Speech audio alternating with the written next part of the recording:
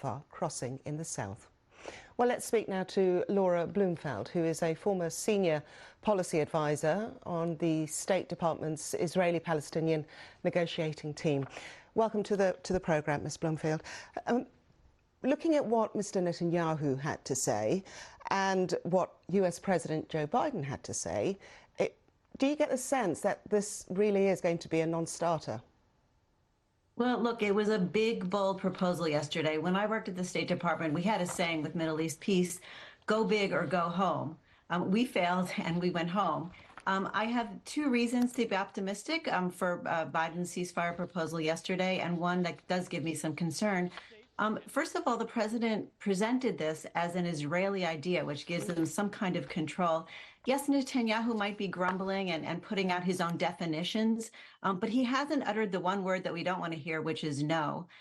Second of all, by putting out this proposal, Biden is sort of flipping the diplomatic isolation that Israel and also the United States was increasingly feeling. The world wants to rally around something, and by putting out this very detailed roadmap, as he put it, he sort of gives the initiative to Israel. It shows that they're being forward-looking, and Sinwar is now on the hook, the leader of Hamas, and he does actually care about world pressure to respond. I am a little concerned, though, because Biden was kind of the voice of reason here.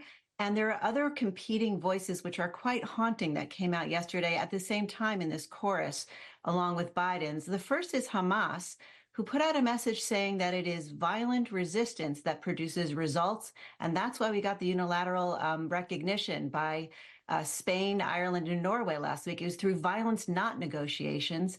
And the second voice that's competing with that kind of voice of reason of Biden actually is Noa Argamani. She's the 25-year-old face of that music festival massacre. She was taken hostage on October 7th.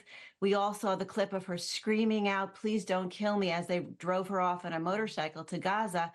Hamas released a voice tape of her pleading to the world. So I think that's haunting the IDF.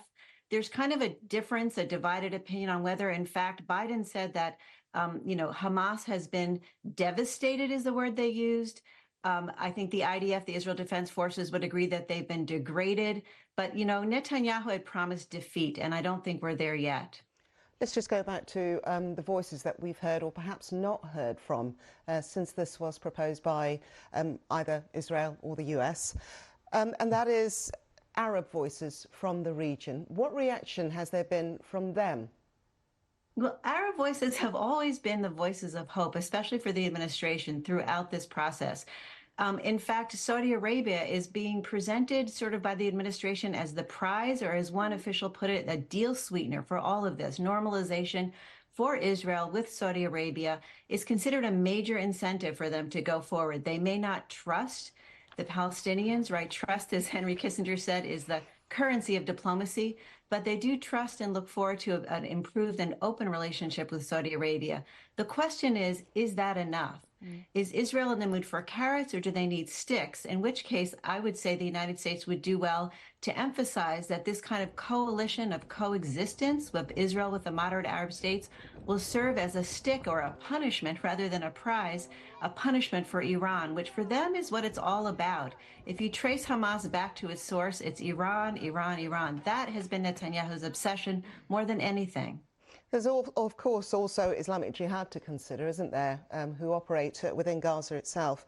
Just going back to what the opposition leader Yair Lapid had to say, how significant is it that he is offering to prop up Mr. Netanyahu? I think it's significant. Look, I think all of this is, at the end of the day, is about leadership for President Biden. Can he bring this sort of unruly, divided Israeli political band of kind of competing leaders and say to them, this is the way forward? There is a vacuum of leadership, not only on the Israeli side or of cohesive leadership, also on the Palestinian side. Last week, we meaning the United States, were all about defense, right? We were kind of defending and blocking against the ICC's ruling, the ICJ's ruling, the three European states who unilaterally recognized the Palestinian state. Next week, we're going to see President Biden standing on the shores of Normandy for the 80th anniversary of Utah and Omaha Beach, of D-Day.